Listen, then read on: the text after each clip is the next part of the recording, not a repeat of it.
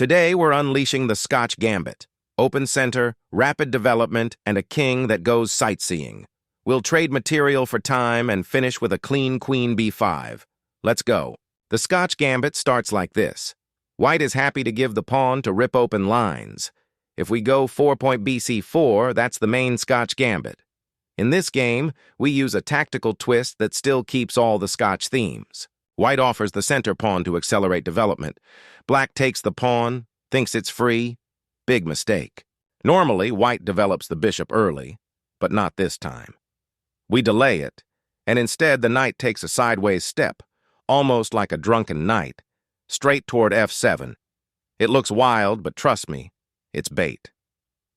The idea is simple. Drag the king out, open attacking lines, and seize the center. Black tries to kick the knight with the h-pawn, but it doesn't matter. That knight is a sack for the attack. When black captures on f7, the king is forced forward and suddenly the position becomes unsafe. The central files are about to open. The bishop joins the party with check, and the king steps right into the storm. e8 looks safe, but trust me, it's a straightforward blunder. If you don't believe me, check our fried liver attack gone wild short right here on Timur's tactics. He goes to e7, still bad, just slower. Then comes c3, the classic gambit thrust. White doesn't care about pawns. We're buying time. Black takes it.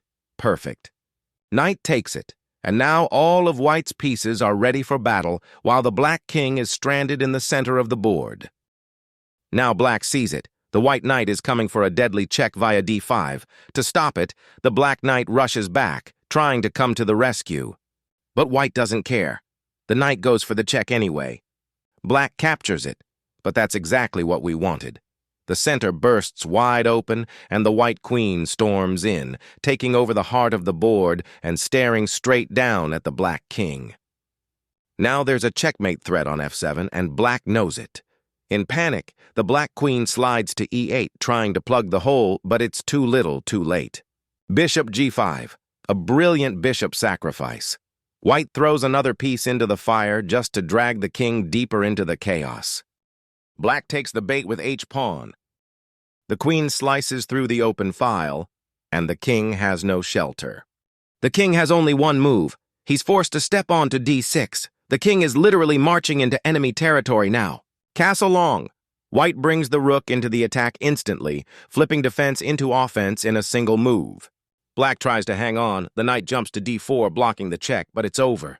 But the rook won't let him breathe. Rook takes the blocking knight, and check! After the king moves to c6, white delivers the calm, decisive blow. Queen to b5, checkmate. Thanks for watching. Make sure to subscribe to Timur's Tactics for more openings, traps, and tactical masterpieces.